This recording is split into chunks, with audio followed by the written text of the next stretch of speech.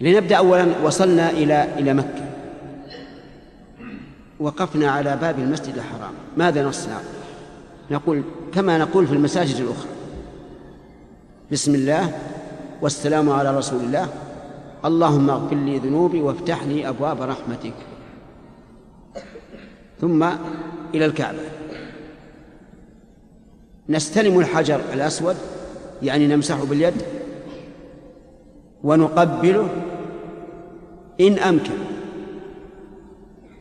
فإن لم يمكن فلا تزاحم فتتأذى وتؤذي ويحصل انشقاق وكلام وجدال. يكفي أن تشير إليه بيدك، ما هو باليدين كلها كما يفعل العوام، لا، بيد واحدة اليمنى، وتقول السلام وتقول بسم الله والله أكبر، اللهم إيمانا بك وتصديقا بكتابك ووفاء بعهدك واتباعا لسنة نبيك محمد صلى الله عليه وسلم. تنحرف على اليمين وتطوف 7 أشواط، من الحجر إلى الحجر شوط، ثم منه ثانية إليه ثانية شوط آخر. في هذا الطواف افعل سنتين.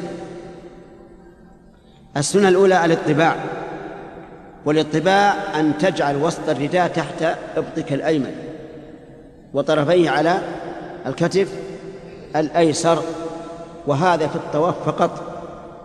أما ما يفعله العوام تجده مطبعا من حين حرم من الميقات، هذا غلط. السنة حق أن تتبع، ما فيه اطباع إلا في الطواف فقط. الاطباع في جميع الأشواط 7. السنة الثانية الرمل أن تسرع في المشي، لكن في الأشواط 3 الأولى فقط. 4 الباقي ليش؟ ما فيها رمل، تمشي عادي. الرمل إذا لم يمكن لشدة الزحام سقط.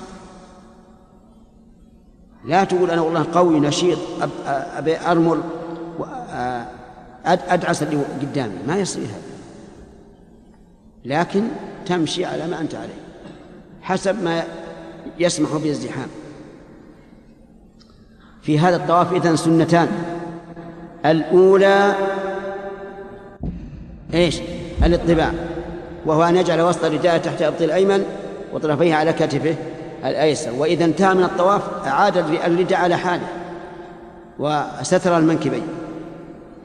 طيب، في سنة أخرى وهي الرمل في الأشواط 3 الأولى فقط، والباقي تمشي حتى لو كان المطاف واسعا ولا زحام فيه، امشي في 4 الأخيرة، لأن النبي صلى الله عليه وعلى آله وسلم حين طاف في حجة الوداع رمل 3 ومشى 4.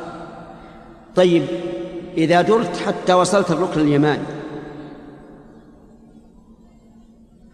امسحه بيدك ولا تقبله، لأنه ما فيه حجر يقبل في الدنيا كلها إلا واحد، ما هو؟ الحجر الأسود. لا تقبل الركن اليماني. طيب، إذا لم تستطع أن تمسحه لكون المطاف مزحوما لا تفعل شيئا ولا تشر إليه، لأنه لم يرد عن النبي صلى الله عليه وعلى آله وسلم أنه أشار إليه. وماذا تقول بين الركن اليماني والحجر الأسود؟ تقول ربنا آتنا في الدنيا حسنة وفي الآخرة حسنة وقنا عذاب النار. بعض العوام يكمل يقول أدخلنا الجنة مع الأبرار يا عزيز يا غفار. هذا الدعاء من كيسه، تعرفون الكيس؟ هذا من الجيب،